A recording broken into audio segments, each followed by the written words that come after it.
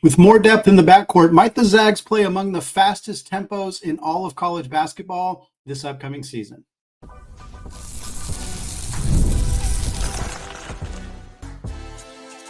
You are Locked On Zags, your daily podcast on the Gonzaga Bulldogs. Part of the Locked On Podcast Network, your team every day. What is going on, y'all? Happy Monday, and welcome into the Locked On Zags podcast, part of the Locked On Podcast Network, your team every day. I'm your host and longtime Gonzaga podcaster, Andy Patton, here to bring you news and updates on all things Zag athletics. Today's episode of Locked On Zags is brought to you by Gametime. Folks, download the Gametime app, create an account, and use code LOCKEDONCollege, and you will get $20 off your first purchase. Today's episode is also a Mailbag Monday edition, full episode, all Mailbag Monday. Folks, if you want to get involved in Mailbag Monday, there are a handful of different ways you can do so. You can reach out to me via email, andypatton013@gmail.com, but the easiest way is to join our Discord channel. It is free to join. There's a link in the show notes, whether you are watching on YouTube, whether you are listening on an audio platform. It's free to join. There's 350 different Gonzaga fans in there. We're talking all Gonzaga basketball all the time. We're doing game watches during the season where we're going to be talking throughout the game in a thread, all sorts of fun stuff. You can also ask Mailbag Monday questions there. All right, let's get right into it. This first question comes from Austin via Discord. Austin says, it might be hard to tell now, but this team looks to have a really, really fast tempo. Do you think that's true, or is it too early to tell? Let me just tell you this. If the team hasn't played a game yet, it's too early to tell. In fact, if the team hasn't played, well, I'll say 3 games yet, it's probably too early to tell. A scrimmage does not count. A scrimmage against your own team does not count. A competitive scrimmage game against a team like USC, that would count. Even though it's still like, we're not sure exactly what we're getting, I would probably count that. In exhibition games, yes, they count, even though the quality of opponent is typically not all that great. Having said that, there are some things that would point towards Gonzaga potentially playing a higher tempo this year than they did last year. The key one being they have more help. They have more depth. They have more options, particularly in the backcourt. The loss of Steele Venters absolutely hurts in that regard. It hurts in a variety of different ways. Steele isn't exactly a high tempo, get up and down the court type guy, but he's more depth at a position that now is a little bit less. There's just not as much there. I think Emmanuel Inocente is going to step into a potential bigger role there. I still don't think it's going to be a huge role necessarily, but the big addition is Khalif Battle. Khalif Battle allows Gonzaga to not play Nolan Hickman and Ryan Nembhard 39 or 40 minutes every single game, and that alone could allow Gonzaga to push the pace. Having said that, this is still a team that's going to rely heavily on a half-court offense predicated around getting the basketball to Graham Ike on the block or Braden Huff when he's in the game. Gonzaga has always relied on getting the basketball down on the block and operating that way. And I don't think that's going to change. Graham Ike is a 20-10 machine when he is not in foul trouble, when he's able to play a full game. He can absolutely dominate opposing teams. And I think that Gonzaga is still going to use that heavily. But Ryan Nembhard, he loves to get out in transition. He takes after his brother in that regard. And if he gets the ball either on a long rebound or a quick outlet pass and he sees the opportunity to go, he's absolutely going to go for it. And I do think that because this team can play more 3-guard lineups, where Battle's going to play alongside Hickman and Nembhard, I think because you'll see those same lineups with Stromer in there replacing one of them. That allows Gonzaga to play a little bit quicker. Michael Ajayi is similar to Anton Watson. They're both very good athletes, but I think that allows Gonzaga to get out more. So the answer to the question is I do think Gonzaga will play a faster tempo, but I don't think that we can determine if they're going to be like a top 5 or top 3 or top tempo team in the entire country based on what we saw at Craziness, just based on the slight personnel changes as well as the added depth in the backcourt in particular could create a situation where we see more of that this season. Next question here comes from Grand Chef Otto on Discord, who says, how big of a concern is 3-point shooting for our offense this year? Perimeter shooting improved over the course of the season, but with Steele out again this year and rough shooting outside the arc at Craziness. And he put overreaction, I know, in parentheses. I just can't help but worry a little. Yeah, please do not concern yourself with the outside shooting in a for-fun scrimmage game between teammates in front of a crowd that's done in pretty much entirely for the purpose of entertaining the crowd at the event. Like, it's just not, it doesn't matter. It's not that's not a reason to be concerned about Gonzaga's outside shooting. Are there reasons to be concerned about Gonzaga's outside shooting? A little bit. Yeah, I think so. It was a concern last year. The team's best 3-point shooter didn't play last year, and he's not going to play this year in Steele Venters. I think that's all reasonable things to be concerned about. But again, the Zags didn't lose any 3-point shooters from last year's roster. Anton Watson shot well last year on a very small volume of attempts, and that's it. Luke Prajnovic wasn't a 3-point shooter. He also didn't play all that much. So you didn't lose any 3-point shooting. And you bring in a guy in Michael Ajayi who shot 47% from three last year. Yes, he was a small volume shooter, but he was a higher volume 3-point shooter than Anton Watson. So he took more threes last year and made them at a higher clip. You had a guy in Khalif Battle who we've kind of talked about not being a great 3-point shooter, which is true, but he was 35% in his last couple full seasons. In a 7-game season with Temple, he shot 49%, which always jumps out when you go on his basketball reference page. You're like, oh, holy crap, Battle shot 49% from three one year. And it's like, okay, it's only 7 games, but he's still a guy who can shoot the three, who you can't fully leave open. And more than that, he's a guy who puts so much pressure on the rim and attacks that he's going to create open shots for other players. Players like Dusty Stromer and Ben Gregg and Braden Huff and Nolan Hickman will be open on the perimeter because defenders will be locked in on Khalif Battle. If Battle breaks down a defense, drives to the basket, it creates situations where he can kick out to wide open shooters who are going to be able to knock that down. And again, you acknowledge this in the question. The team shot a lot better in the second half of last year. And while it's easy to say, yeah, but like, how much does that really matter? A lot of it was getting used to their new teammates, getting used to the fact that Dusty Stromer was filling a role that wasn't anticipated, getting used to the fact that Nembhard was new to the system, Ike was new to the system. Like, they had a lot of guys who were unfamiliar with the system. And so in the second half of the year, when players got more comfortable with each other and got more comfortable with the system, we saw Nembhard shoot 40+% in the second half. We saw Stromer shoot 40+% in the second half. Ben Gregg's 3-point shooting improved. Like, there's reason to believe that some of that will stick coming into this upcoming season. Will Ajayi shoot 47% again? My gut says probably not, although maybe, you never know. But will Stromer have a better overall season shooting? Yes, I think so. Battle better than 35% from last year? I think so as well. Nembhard better than 32% last year? Yeah. I think a lot of guys are going to be a little bit better. And I think as a team, that should make this team a better 3-point shooting team than last year. Are they going to be one of the best in the country? Probably not. But I think they'll be better than last year, and at least not at a level where I'm overly concerned about that going into the season. Final question of the first segment comes from Jeff via Gmail. Jeff says, what are your thoughts on the Lady Zags FanFest that happened in the kennel on Saturday? Yeah, it was fun. Also not great shooting performances from either team. And Coach Lisa Fortier acknowledged that afterwards, said, hey, we got a lot of really good shooters on this team, but we're still working out when to shoot, what the situations that we're trying to get open shots, things like that. That was a nice quote after the scrimmage. And 8 new players for the Gonzaga women's basketball team. So many players who are just getting used to their role, where they're going to fit in, learning the offense, learning the system, all that stuff. So it might take a little bit of time for this team to find their rhythm just on both sides of the ball realistically, but especially in an area like that.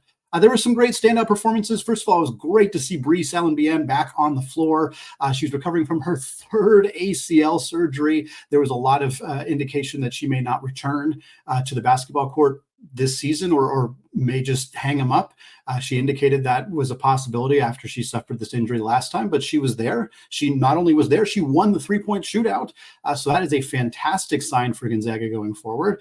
Newcomer Vera Gunayden, she was a junior college transfer from Georgia. She won the Hot Shot Challenge, which is a lay-in, free throw, 3-pointer and half-court shot, first to do that. So it's fun to see a newcomer win an award like that.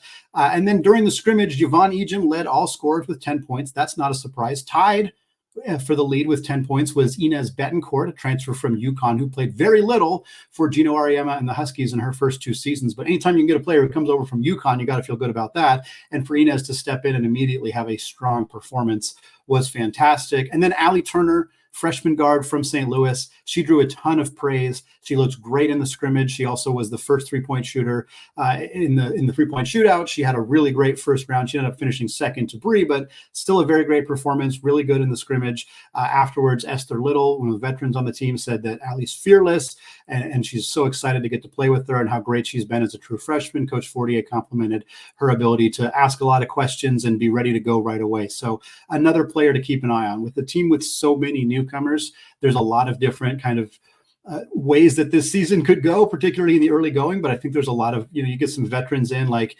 Taylor Dalton, who transferred from St. Mary's after spending 4 years there. You get some players coming in from programs like UConn and Minnesota. You got some from freshmen coming in as well. So there's a lot of balance that Coach Fortier is going to have to do this year. But I think this is going to be another really fun and exciting season. It may not be as dominant as the last 2 years, but it should still be a really good year for the Zags in the WCC. Well, Gonzaga's move to the Pac-12 could be the end of the regular consistent rivalry with St. Mary's. But is that even a big deal? We're going to talk about that and more coming up in just a second. Right after I tell you folks about LinkedIn Jobs. When you're hiring for your small business, you want to find quality professionals that are right for the role. And that's why you have to check out LinkedIn Jobs, which has the tools to help find the right professionals for your team faster, and they do it for free. And LinkedIn is not just another generic job board. They help you hire professionals that you cannot find anywhere else, even those who aren't actively searching for a new job, but might be open to the perfect role. And in a given month, over 70% of LinkedIn users don't visit other leading job sites. So if you're not looking on LinkedIn, folks, you're not looking in the right place. On LinkedIn, 86% of small businesses get a qualified candidate within 24 hours. So hire professionals like a professional on LinkedIn. And LinkedIn knows that many small businesses are wearing so many different hats that they just may not have the time or the resources to hire. And LinkedIn is constantly trying to find ways to make that process easier, including launching a feature that helps you write your own job descriptions. So post your job for free at linkedin.com/lockedoncollege. That's linkedin.com/lockedoncollege to post your job for free. Terms and conditions apply. All right, folks, segment 2, still Andy Patton, still Locked On Zags podcast, and we are still hammering through Mailbag Monday here as we are in the middle of October, just a few weeks away from the start of the college basketball season. This next question comes from Jeff via Gmail. Jeff says, can you explain the nostalgia and devotion that many Gonzaga fans have for St. Mary's? When I was a student at Gonzaga in the late 90s, early 2000s, St. Mary's was not even an afterthought. Pepperdine was the big WCC rivalry back then. I do appreciate that over the past 15 years, St. Mary's figured out how to remain mostly pretty good on the basketball side when most of the WCC couldn't, but the rivalry with St. Mary's is not sacred. And if Washington and Oregon can part ways with Washington State and Oregon State after being in the same conference for more than 100 years, then Gonzaga can also part ways with St. Mary's. I don't know how many people are arguing that Gonzaga shouldn't leave the WCC specifically because of the St. Mary's rivalry. So I think that's a little bit of a silly analogy at the end. Gonzaga, or a lot of people didn't think Washington and Oregon should abandon Oregon State and Washington State either. And I don't think that that's setting a precedence of like, oh, well, they did it, so we should do like that. I'm not subscribing to any of that necessarily. I think you kind of answered it. And I think you undersold it a little bit in the question, saying over the past 15 years, St. Mary's figured out how to remain pretty good on the basketball side. Mostly pretty good is an undersell of what St. Mary's has been. I mean, it's a fairly egregious undersell, I think, in my mind. Over the last 16 years, St. Mary's has won 21 or more games every single season. Every full season that happened in the last 16 years, St. Mary's has won at least 21 games. They have won 10 or more games in the WCC every single one of those seasons. They've made the NCAA tournament 9 out of those 16 seasons. For a mid-major team to have made 9 of the last 16 NCAA tournaments when they almost never secure the league's automatic bid is insane. To make 9 NCAA, like we're spoiled as Gonzaga fans because that doesn't seem like, oh, they missed the tournament 7 times in the last 16 years. Most mid-major teams do not make 9 of 16 NCAA tournaments unless they are routinely, consistently winning their league's automatic bid. Some of these years, St. Mary's won the automatic bid. I would have to go back and look because I think the majority of the years that they did beat Gonzaga in Vegas and did secure that automatic bid, they would have made the tournament anyway. So it's not like that even helped them that much. What St. Mary's has done in the last 16 years by Coach Randy Bennett would get so much more attention if they didn't happen to be in a conference with another mid-major team that has done even more in Gonzaga. To say that St. Mary's has only been pretty good really undersells what they have done. It is pretty clear to me why they are Gonzaga's biggest rival, because they are heads and shoulders above everybody else in the conference. Beyond that, for some more specifics, the Gonzaga-St. Mary's rivalry started in earnest in the Omar Samhan era. Right before I started, my freshman year at Gonzaga was Omar Samhan's senior year. It was also Matthew Dellavedova's freshman year. He kind of carried the torch after that, but Samhan had been recruited by Gonzaga and he was unhappy, or he wanted to be recruited by Gonzaga, or Gonzaga talked to him and then ultimately didn't offer him. I don't remember the exact specifics, but Samhan was very unhappy that he didn't end up at Gonzaga and that he ended up at St. Mary's, which incidentally, if your rivalry starts because a player on your team is mad he didn't get to go to the other school, you kind of start the rivalry on the upper hand there. Just pointing that out. But Samhan said some things to Mark Few during one of his first games as a freshman. The Kennel Club heard it. They started yelling at Samhan. He started yelling back, and then boom, you got a rivalry. It doesn't happen without, of course, St. Mary's continuing to be excellent for the last 15 years, as they have been. But that's what started it. The Kennel Club. I mean, when I was there, people who were on the Kennel Club board were saying, like, hey, remember, we hate him. He hates us. We hate him. Like, we're going to go in there and we're going to show that. Like, that was the mentality. That was the discussion that was happening around St. Mary's back, this was 2009, 2010 in that area. So the rivalry exists because they're the two best teams in the conference. St. Mary's plays Gonzaga better than they play anybody else in the league. They're the only team that's beat them in the WCC tournament. Like, it's pretty easy to see the reasons why this rivalry exists. I don't know if I would call it nostalgia as the reason that Gonzaga fans hold on to it, because it's not in the past. It still exists to this day. And it may, if St. Mary's does get an invite to the Pac-12, I'm less confident that that'll happen. But if it does happen, that rivalry persists. And if it doesn't happen, I think it's fair to be to be sad about losing a rivalry that's been persistent for Gonzaga for the last 2 decades. Next question comes from Austin via Discord. Austin says, we finally got to look at the new guys. This question was asked right after I did Mailbag last week, so it's a little delayed. Apologies to Austin for that. He says, what comparisons can you find between the new rotation pieces and players from the past? Example, I think Innocente looks a lot like Gary Bell. Yeah, they both wear the number 5, which is definitely a comparison between Innocente and Gary Bell. I don't think they're actually that similar as players. Gary Bell was a lights-out shooter. He was a more I think Innocente looked Gary Bell-esque in the scrimmage, but I don't think he's going to ultimately be a player all that similar to Gary Bell in his career. Gary was a very good three-point shooter, consistently excellent from beyond the arc. Innocente shot under 31% last year. I don't think that ends up becoming a huge part of his game.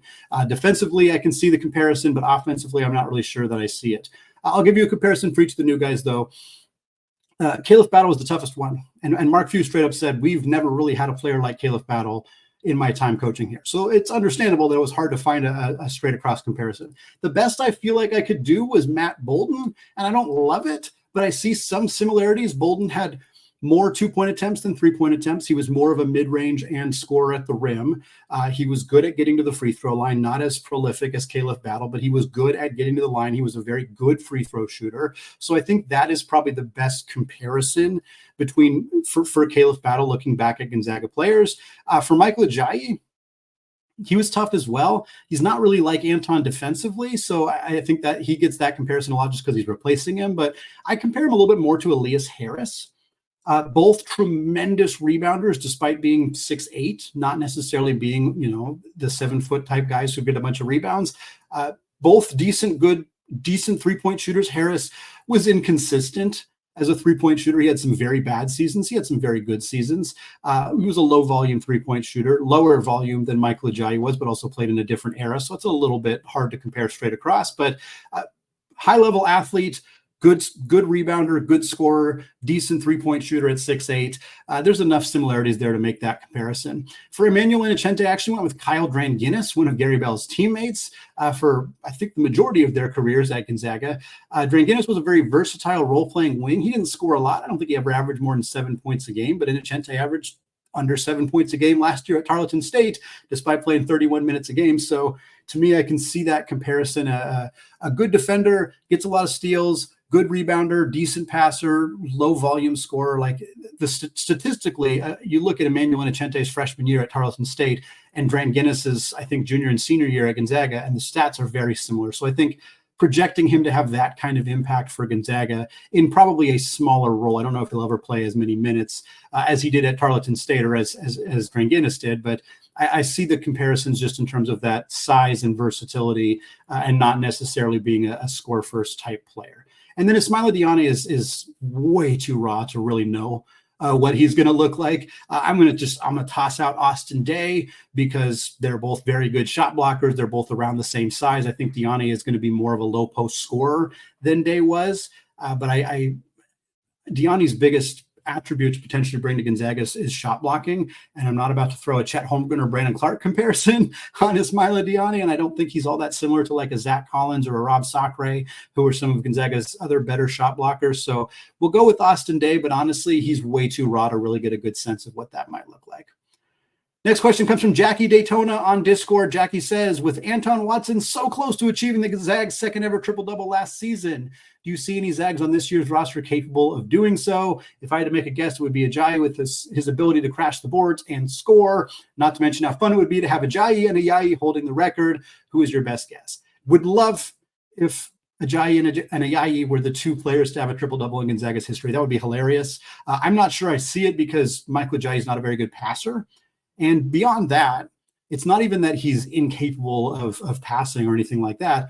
Ryan Nembhard's going to suck up so many assists on this team. I mean, I think he's going to average over 7, maybe close to 8. And I don't see any player realistically getting to 10 assists in a game as being all that likely. Again, if there's a player who's, at 10, 10, and 6 at halftime or something, and maybe they let him stay in and try to get those last couple of assists and rack up the data, like the stats, like, sure, I could see something like that happening, but I don't see it being super likely because Nembhard's gonna get 10 assists in a game this year. I'd be betting on that at least once, but is Nembhard ever gonna get 10 rebounds? I almost think he's the most likely candidate just in a weird game where there's multiple like long rebounds, or just because of, he's defending a guard who drives to the basket a lot, so he ends up under the rim a lot of the time. Like, there's situations where Nembhard could get close to 10 rebounds and maybe be able to get it that way. Otherwise, I think Ajayi probably is the most likely, but again, seeing him getting 10 assists is just kind of hard to fathom at this point. Maybe Ben Gregg could do it in the right situation, but I don't see it as being all that likely. There's a reason that there's only been one in Gonzaga's history. It's just not that common, especially in the 40-minute college basketball era. There's just, the game's shorter than it is in the NBA. So I don't think it's going to happen this year. I'd be surprised if it does. But Nembhard getting it somehow, or Ajayi maybe, but it doesn't feel that likely this season. But we're going to talk Pac-12 to close out the show. How much money could Gonzaga make from a new media deal? And where is the conference tournament going to be played? We discuss that and more coming up here in just a second. But first, let's talk about Gametime. Going to live events is the absolute best, whether it's concerts, whether it's theater, whether it's a comedy show. And of course, now college sports are back. College football season is here. College basketball, very, very close. And I'm looking forward to making a bunch of new memories this season. And great news, folks, when you're getting tickets for this year, Gametime has a new feature called Gametime Picks that makes getting tickets for your favorite events even easier. Gametime Picks filters out the fluff to show you only incredible deals on great seats so that you don't have to spend a whole bunch of time searching through thousands of different tickets. Right now, you can get tickets to the Battle in Seattle, Gonzaga, Kentucky, at the Climate Pledge Arena in Seattle. I'm going to be there. If you're going to be there, go to Gametime. $58 tickets right now. They have a super deal where you can get tickets on the baseline, just a few rows up for $143 a pop against Mark Pope and the Kentucky Wildcats. Definitely check out Gametime. Take the guesswork out of buying those tickets. You can download the Gametime app now, create an account, and use code LOCKEDONCollege, and you'll get $20 off that first purchase. Create an account, redeem code LOCKEDONCollege for $20 off. Terms do apply. Download the Gametime app today. Last-minute tickets, lowest prices, guaranteed. All right, folks, closing out the show with some conference realignment questions here. These come from Jeff via Gmail. Lots of detailed questions about Gonzaga's move to the Pac-12. The first one here, how much do you think the future Pac-12 media deal will be worth to Gonzaga and the other Pac-12 programs? Could 12 to 15 million be something Gonzaga could actually get each year in media rights? And how much of a difference could programs like Memphis and a program in football-rich Texas like UTSA or Texas State make? Yeah, the second part of your question is the reason I can't really answer the first part. We don't know. We don't know. The media partners are not giving strong dollar figures to the Pac-12 right now without knowing how the rest of the conference is going to fill out. They might be giving soft numbers. They might be giving projections. They might even be giving a if this, then this, if X, then Y. But even then, I doubt that they're giving them anything super firm right now because they don't know what this is going to look like. If the Pac-12 convinces Memphis to defect from the AAC and the other major AAC schools panic and decide to follow suit, and by major schools, I mean Tulane, South Florida, and UT San Antonio, if the Pac-12 manages to land those 4 programs and create like an Eastern division of the conference, I think your media deal looks pretty good. I think that 12 to 15 million for Gonzaga and for the other schools could potentially be in the equation. 15 million annually is not out of the question if they get those 4 corner schools. If the only other moves the Pac-12 makes in like the worst case scenario for the conference is they add like Sacramento State, maybe they get a Texas State, maybe they get a New Mexico or New Mexico State, grab the bottom half of the Mountain West or I know New Mexico State's in Conference USA, but something like that doesn't really move the needle from a football perspective or doesn't bring in a huge media market, then I think it's closer to like 10 mil per school. Memphis is a huge hinge. Because Memphis could realistically bring other AAC programs who don't want to stay in a conference that lost one of their biggest brands. And I think that could result in some extra cash coming the way of the schools in the Pac-12. Next question, again from Jeff. How many media partners do you think the future Pac-12 will have? The CW and Fox Sports Network are televising Pac-2 games this year. Could those networks continue into the future? Also, TBS and TNT no longer have NBA broadcast rights. What do you think the chances are that one of both of them could be involved with future Pac-12 media rights deals? And what about a streaming option? I've heard Prime or YouTube as options with streaming. Yeah, I mean, these questions are tough to answer right now because the same kind of answer that we gave in the first one, we just don't know. We just don't know. I suspect that the CW and Fox Sports Network are planning to continue with the Pac-12 going forward, assuming that the Pac-12 and them can come to an agreement on a price point. I don't think that those 2 media partners are planning to leave. They're willing to support the Pac-12 when it's just 2 schools right now. They're probably going to continue to support it when it adds more marquee brands like Boise State and San Diego State and, of course, Gonzaga on the basketball side. But some of the other ones, TNT, TBS getting into this potentially to fill some basketball time in January, February, March, they're probably going to be a lot more involved and interested in that if Memphis comes along or even Grand Canyon and St. Mary's or Wichita State. If the rest of the additions for the Pac-12 don't really help basketball, if you end up getting Texas State and New Mexico State or Sac State, or some of the worst case options here, then I'm not sure that those brands, those companies are going to be super interested in a lengthy or particularly expensive media rights deal with the Pac-12. It doesn't mean they won't negotiate. That doesn't mean they won't have conversations about it. I'm just not sure that it's going to move the needle as much unless you get a Memphis or South Florida or some of those other potential big time brands. And again, streaming, yeah, I think there's going to be some streaming talk. They're going to talk to Prime. They're going to talk to Peacock. They're going to talk to whomever and see if they can get into that mix and get into that kind of conversation. I think it's a smart move to find some level of streaming, some streaming service to work with. I think every conference should be looking at that right now. It's a smart way to go about it. But again, none of those media partners are making any kind of commitments until they know what the full scope of this conference looks like. Next question from Jeff. Have you heard if the Pac-12 will keep playing its basketball conference tournaments in Las Vegas? And will the men's and women's tournament be at the same time or staggered like it has been in the past in the Pac-12? Yeah, it hasn't been finalized. In fact, I don't think anybody in the Pac-12 office is even thinking about this right now. This is incredibly low on their priority list beyond, filling out the rest of the conference and figuring out those things. This is not a concern for the conference right now. Having said that, I'd guess it probably ends up at T-Mobile Arena in Las Vegas. I think they're going to try to keep it in Las Vegas. I think that's what makes the most sense. Again, I think a huge, as it has been in all the other questions, it depends on Memphis, and it depends on that. If they add a region out there, maybe they want to go a little bit closer. Maybe Vegas actually makes more sense in that regard. If everybody stays on the West Coast, do you maybe move it to somewhere like Seattle or the Bay Area or something like that. Again, I don't know exactly what they're going to consider in those situations. I think it's most likely going to end up in Vegas, and I think it's most likely going to end up at either T-Mobile Arena or the MGM Garden Grand, which is where Gonzaga played USC last year. But until the conference is finalized, nobody in that office is thinking much about this right now.